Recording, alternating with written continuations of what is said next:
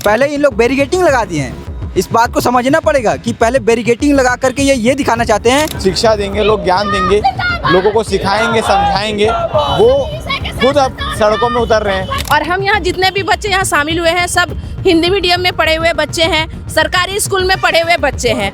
तो क्या स्कूल ही नहीं रहेंगे तो शिक्षकों की जरूरत भी नहीं। ये जो 10,000 से ज्यादा स्कूल बंद हुए, 44,000 से ज्यादा शिक्षक के पद खत्म हो गए। आपके पास ज्ञान आ जाएगा तो आप सवाल करेंगे, और इस सवाल से सरकार डरती है, इसमें कोई दो राय नहीं है, चाहे वो किसी की भी। छत्तीसगढ़ में शिक्षा एक ऐसा विषय है जिसकी समस्याएं खत्म नहीं हो रही है। लगातार शिक्षा मंत्री के निवास के घेराव और तमाम चीजें चलती आ रही है। सूता धरना स्थल की बात करूं तो वहां का तो विषय ही अलग चल रहा है, उसके बारे में कोई सुध तक नहीं ले रहा है। यहाँ पर भी दुर्ग में इस वक्त हम लोग हिंदी भवन के सामने मौजूद है, जहाँ पर लोग धरना दे रहे हैं कई सारे विषयों को लेकर, और ये धरना यहाँ से उठकर जाएगा सीधा शिक्षा मंत्री के निवास यानी गजेंद्र यादव के निवास का घेराव करेंगे। बात करते क्या क्या है जी भैया, किन किन विषयों को लेकर आज यहाँ पर बैठे हैं आप? मुख्य रूप से दो विषयों को लेकर के आज हम लोग आए हुए हैं। पहला तो ये है कि जीव विज्ञान के जितने भी पोस्ट नहीं आए हैं, और विज्ञान विषय के टोटल संकाय जो है वो जीव विज्ञान हो गया और केमिस्ट्री हो गया, इनके व्याख्याता के पद आए, गणित व्याख्याता के पद आए। साथ ही साथ जो 6 सितंबर को सीटेट का जिन अभ्यर्थियों का परीक्षा है, उन विद्यार्थियों को जो है शिक्षक भर्ती में बैठने का अवसर दिया जाए। 19 और 23 की भर्ती में ये होता था कि सीटेट के जो अभ्यर्थी होते थे उनको शिक्षक भर्ती में बैठने का अवसर मिलता था। लास्ट में जब डॉक्यूमेंट वेरिफिकेशन होता था जब चेक किया जाता था कि आपका सीटेट क्लियर है कि नहीं है। लेकिन इस बार ऐसा हो रहा है कि पहले ही इन लोग बैरिकेडिंग लगा दिए हैं। इस बात को समझना पड़ेगा कि पहले बैरिकेडिंग लगा करके ये दिखाना चाहते हैं जो बेरोजगारों की संख्या है, फॉर्म भरने वाले बेरोजगारों की संख्या वो कम है, ऐसा दिखाना चाहती है सरकार। तो इस मंशा से काम नहीं चलेगी, सरकार को हमारी मांगों को सुनना पड़ेगा। आप देखिए कि 57,000 शिक्षक भर्ती का वादा किस तरीके से, जब सरकार को सत्ते में आना था बीजेपी सरकार को, तब मोदी जी के चेहरा, जो कि बीजेपी का सबसे प्रमुख चेहरा है मोदी जी, उनके चेहरे को लगा करके आप 57,000 शिक्षक भर्ती का प्रचार किए, और जब आपने चुनाव जीत गया तब आप 33,000 का बोले, फिर 5,000 बोले, और 5,000 में भी विज्ञान का पद नहीं है। तो विज्ञान विरोधी है क्या सरकार, पूछता है छात्र। विज्ञान के छात्र यही पूछ रहे हैं। 2.5 साल हो चुके हैं इस वादे को, जब चुनाव से पहले 2.5 साल से ज़्यादा हो चुके, चुनाव से पहले जब शिक्षक भर्ती का वादा किया गया था, धीरे धीरे संख्याएं कम हुई जैसा बताया। अभी क्या चल रहा है, जो पद्धति चल रही है, जो चीज़ें चल रही है, प्रक्रियाएं चल रही है, वो सही है या उसमें क्या कुछ? अभी जो भी प्रक्रिया चल रही है भर्ती की, इसमें सरकार लगातार जो छात्र युवा हैं उन लोगों को धोखा देने का काम कर रही है। आपने सुना होगा एक इंटरव्यू में हमारे शिक्षा मंत्री ने कहा था कि जुलाई में 5,000 जो है ये आत्मानंद स्कूल की भर्ती की जाएगी, और जिस दिन एग्जाम होगा उसी दिन रिजल्ट आ जाएगा, ये भी बात बोला गया था। लेकिन अभी अगस्त आ गया, उन्हें उस भर्ती का कोई अता पता नहीं है। दूसरी बात, एक और बार इंटरव्यू में गजेंद्र यादव जी ने कहा था कि अभी छत्तीसगढ़ में तो शिक्षक के पद खाली ही नहीं है, जितने पद है सबको भर दिया गया है। आप देखेंगे कि अभी 2 दिन पहले की घटना है, शक्ति जिले के पास में आड़ील एक क्षेत्र है, वहाँ पर छात्र लोग, 9वीं 10वीं के छात्र लोग सड़क पर आकर विरोध कर रहे हैं, मांग कर रहे हैं कि विज्ञान शिक्षक भरा जाए। विज्ञान शिक्षक की कमी है, शिक्षक ही नहीं है, और सरकार यहाँ पर बोल रही है कि हमने सभी पद को भर दिया है। तो इस तरीके से देखेंगे कि सरकार जो योजनाएं बना रही है और जो नीतियाँ ला रही है वो सब छात्र विरोधी, और जो बीएड डीएड के अभ्यर्थी उन सब के खिलाफ ही जा रही है। एक और महत्वपूर्ण बात है कि छत्तीसगढ़ में 10,000 से ज़्यादा सरकारी स्कूलों को बंद कर दिया गया, और ये स्कूल बंद होने के कारण 44,000 से ज़्यादा शिक्षक, स्कूल ही नहीं रहेंगे तो शिक्षकों की जरूरत भी नहीं। ये जो 10,000 से ज़्यादा स्कूल बंद हुए, 44,000 से ज़्यादा शिक्षक के पद खत्म हो गए। तो ये देखेंगे कि हम लोग, सरकार ने खुद वादा किया था विधानसभा में 57,000 शिक्षक भर्ती करेंगे, और 10,000 स्कूल बंद कर देंगे, 44,000 पोस्ट खत्म कर देंगे, तो भर्ती करेंगे कैसे?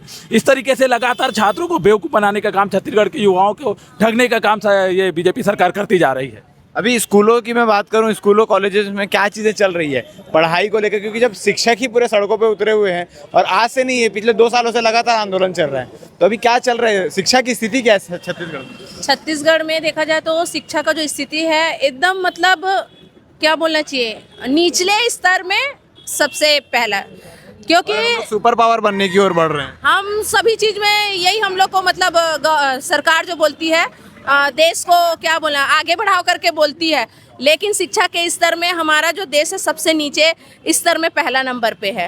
तो हम शिक्षा को एक रीढ़ की हड्डी मानते हैं, और वो चीज़ यदि कमज़ोर रहेगी तो ये देश कैसा चलेगा? यदि शिक्षा मजबूत नहीं रहेगी और हमारे क्या बोलते हैं विषय में विज्ञान और गणित जैसा सब्जेक्ट नहीं रहेगा, तो बच्चे को हम तार्किक कैसे बनाएंगे? क्योंकि पुस्तकीय ज्ञान देने से तो होता ही नहीं है। वो पुस्तकीय ज्ञान हम स्कूल में विज्ञान पढ़ाते हैं, लेकिन वो जब स्कूल से पढ़ने के बाद जब नौकरी लेने के लिए कोई सवाल यदि सामने वाला पर्सन करता है तो वो तार्किक रूप से जवाब भी देता है। और एक पॉइंट मैं रखना चाहती हूँ, क्योंकि 10 से 15 साल पहले तो कोई आत्मानंद स्कूल, कोई स्वामीनंद विवेकानंद स्कूल नहीं खुला था, इंग्लिश मीडियम भी नहीं खुला था। और हम यहाँ जितने भी बच्चे यहाँ शामिल हुए हैं सब हिंदी मीडियम में पढ़े हुए बच्चे हैं, सरकारी स्कूल में पढ़े हुए बच्चे हैं। तो क्या हमको आत्मानंद में फॉर्म डालने का मौका क्यों नहीं दिया जा रहा है? क्योंकि क्या बोला जा रहा है अभी कि जो इंग्लिश मीडियम में पढ़ा हुआ है हमको यही बोला जा रहा है कि जो भी इंग्लिश मीडियम में पढ़े हैं उन्हीं लोग ही सिर्फ पात्र हो सकते हैं आत्मानंद स्कूल में, केंद्रीय विद्यालय में, स्वामी विवेकानंद स्कूल में। तो हम उनसे यही मांग करना चाहते हैं कि आत्मानंद स्कूल में भी हम हिंदी मीडियम वाले बच्चों को लेना चाहिए, क्योंकि इतने मेहनत से उस समय तो नहीं खुला था, अभी ये दुनिया भर का स्कूल खुला है ना, प्राइवेट बड़ी बड़ी स्कूल खुले हैं, तो हमको भी मौका मिलना चाहिए। 2047 में विश्व गुरु बनने की ओर हैं हम लोग। किन मुद्दों को लेकर ये देश विश्व गुरु बनने जा रहा है? सर, इस जैसे ही आप ये सवाल किए मेरे मन में एकदम हंसी, मतलब चेहरों पर मुस्कान आ गई। कैसे विश्व गुरु बनेंगे हम? सरकार अभी का विज़न रखे हमारे सामने। किसी भी चीज़ को अगर महल खड़े करना है तो फिर बुनियादी मतलब नींव को मजबूत करना पड़ रहा है, लेकिन नींव तो भारत एक ऐसा जगह है, भारत एक ऐसा जगह है जहाँ हम लोग पुराने समय की भी बात करें तो वहाँ पर गुरु द्रोणाचार्य, इन सब गुरुओं को बहुत महत्व दिया जाता था। जो शिक्षा दे रहे हैं, जो सिखा रहे हैं, जो कोई भी चीज़ें, कोई भी गतिविधियों के बारे में हमको जानकारी दे रहे हैं, उन्हें सर्वोपरि रखा जाता था। पहले दोहा भी है ना कि कृष्ण को पूजूं क्या भगवान को पूजूं, तो गुरुओं का ये महत्व था। और आज गुरुओं को ही खत्म करके विश्व गुरु कैसे बनेगा? बिल्कुल बिल्कुल। आज शिक्षकों का सम्मान देश नहीं कर रही है, ना ही शिक्षक अभ्यर्थियों का सम्मान देश कर रही है, राज्य कर रही है। अगर करती होती तो हमको यूँ सड़क पर उतरने की ज़रूरत नहीं थी।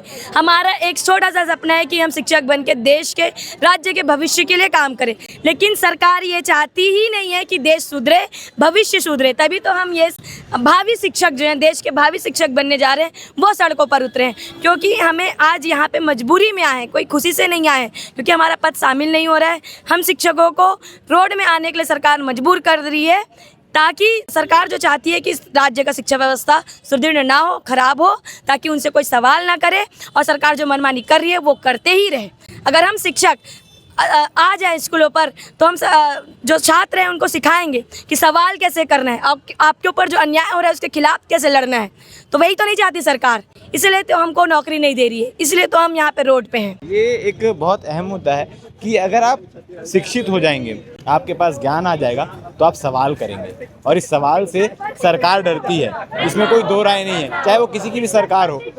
जैसा कि मैंने पहले भी कहा कि हम उस देश में रहते हैं जहाँ पर ये दोहा कहा जाता है कि गुरु गोविंद दो खड़े काके लागू पाए, गोविंद गुरु आपने गुरु ही दियो बताए। इस बात को लेकर पहले माना जाता था, अब ये गुरु हैं जो आने वाले समय में गुरु बनेंगे, जो शिक्षक बनेंगे, जो शिक्षा देंगे, लोग ज्ञान देंगे, लोगों को सिखाएंगे, समझाएंगे, वो खुद अब सड़कों में उतर रहे हैं। तो गुरुओं की क्या वैल्यू है भारत में, छत्तीसगढ़ में, दुर्ग में, ये आप खुद समझ सकते हैं। और ऐसा ही चलते रहा तो बच्चों की जो नॉलेज है, बच्चों को जो सीखना है, वो कैसे सीखेंगे? क्या सरकार खुद आएगी? क्या नेता मंत्री आएंगे उनको सिखाने के लिए, या यूट्यूब टीचर पर ही भरोसा करना पड़ेगा?